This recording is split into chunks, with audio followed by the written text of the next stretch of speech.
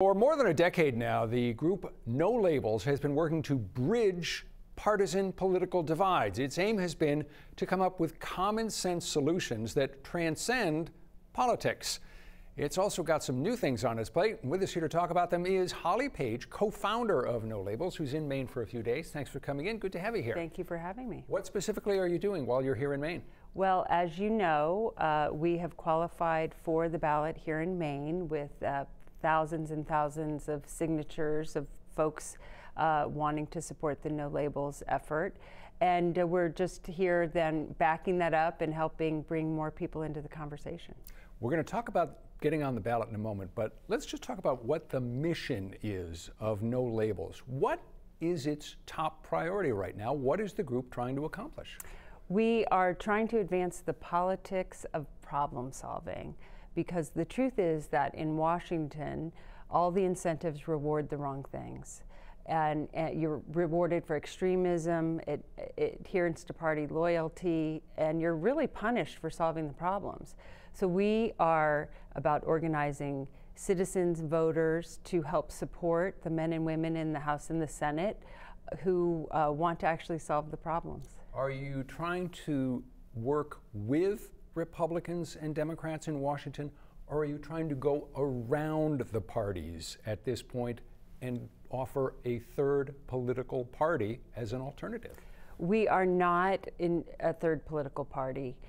We won't run candidates on any other level of government besides potentially offering our ballot line to a presidential choice.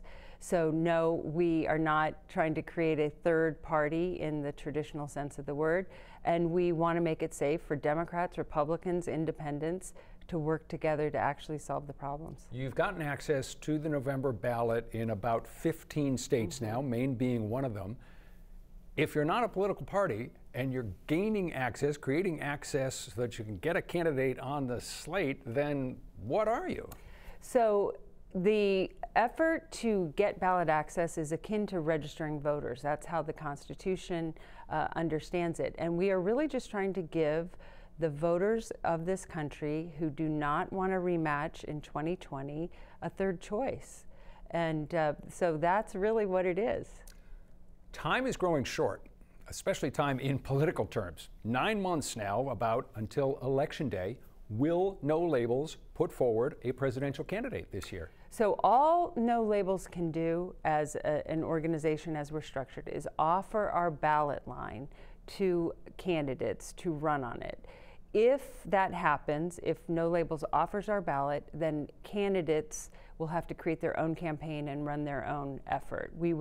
No Labels part of the story would basically be done at that stage. That sounds like an awfully wishy-washy approach. Well, it's the law. It's about what is allowed by law, and all No Labels can do legally is to offer the ballot line. Who right now are one or two, maybe three potential No Labels presidential candidates? So No Labels is very focused on getting the ballot access, because if we do offer our ballot, we only want to do so if we can win, if we see a clear path to 270. No serious candidate is going to want to lead this effort if they are unsure if No Labels can hold up its end of the bargain, which is to get on the ballot in all 50 states. All right, so you'll only go forward if you have a realistic shot at winning. Right. Let's go back in American political history. 100 years, 150 years.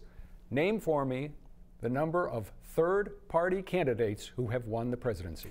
Name for me the times that Americans have had to choose between Geritol and vitriol. This is unprecedented times, and the American people are clearly saying they do not want a rematch. They want a third choice. Okay. Can you answer the question for me? Has there ever been a third-party candidate in the last 150 years who has been elected to the White House? There are, of course, the answer to that is no, but there are very significant contributions that third-party candidates have made. But these are different times.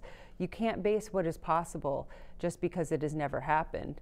Otherwise, President Obama wouldn't have been elected, President Trump, who came from outside of the political spectrum. The American people want something different, and what we are trying to do is give them a choice. All right.